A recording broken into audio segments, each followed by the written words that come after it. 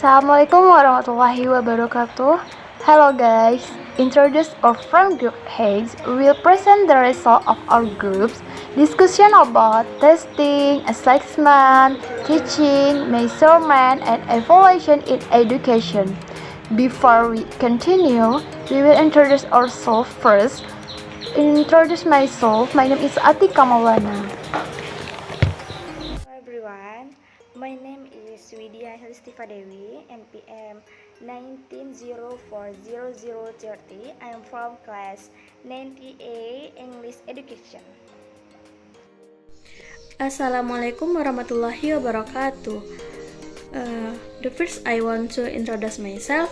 My name is Wina Ramadani.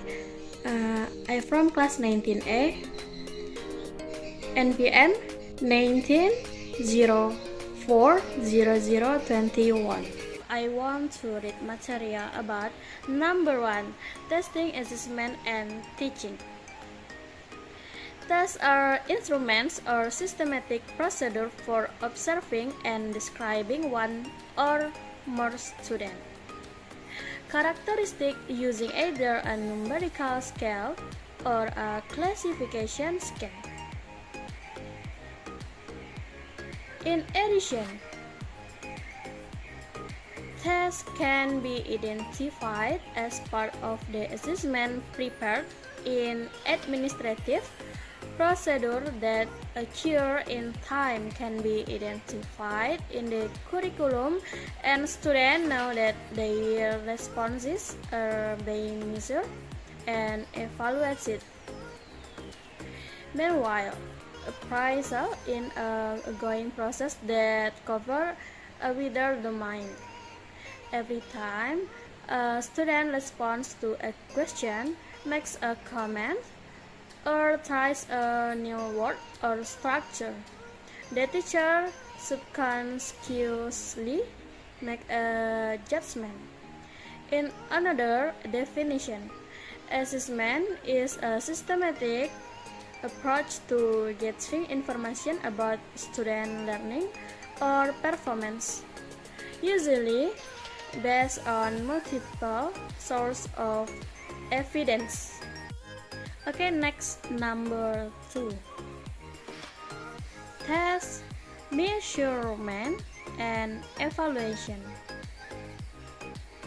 A test is a systematic instrument or procedure for measuring a sample of behavior to answer the question, how well is an individual performing?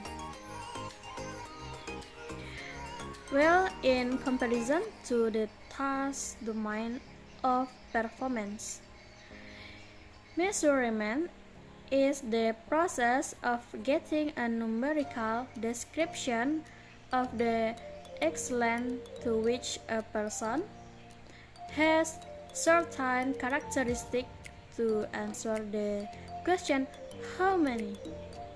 Evaluation is a systematic process of collecting, analyzing, and interpreting information to determine the extent to which students are achieving learning objective to answer question, how well? Number 3, informal and formal assessment. Informal assessment can take several forms, starting with unplanned comments and responses, along with coaching and other impromptu feedback to students. On the other hand, formal assessment are exercises or procedures especially designed to make use of the stored of skill and knowledge. There are systematic planned sampling techniques constructed to provide teacher and student with assessment of student achievement. Formative assessment and summative assessment. The goal of formative assessment is to monitor student learning to provide ongoing feedback that can be used by instructors to improve their teaching and by students to improve their learning. And the goal of summative assessment is to evaluate student learning at the end of institutional unit by comparing it against some standard or benchmark. Summative assessment are often Higgs tests, which means that they have a Higgs point fault. Number 5. Norm-reference and criterion reference test. In norm-reference test, each test taker's score is interpreted in relation to mean or average score, median middle score, standard deviation, extent of variance score, and or percentile rank.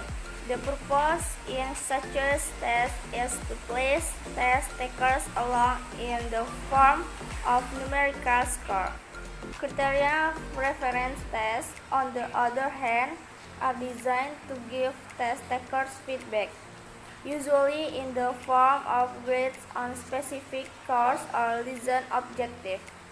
Number 6. Approaches to language testing. A brief history. A. Discrete, point, and integrative testing. B. Communicative language testing. C. Performance-based assessment. And next, current issues in classroom assessment. One, traditional and alternative assessment. 2. Computer-based testing. And 3. New views on intelligence. Okay guys, that's all the explanation from our groups about test, assessment, teaching, measurement, and evaluation in education. If there is an error, please forgive. Thank you for watching. Dadah.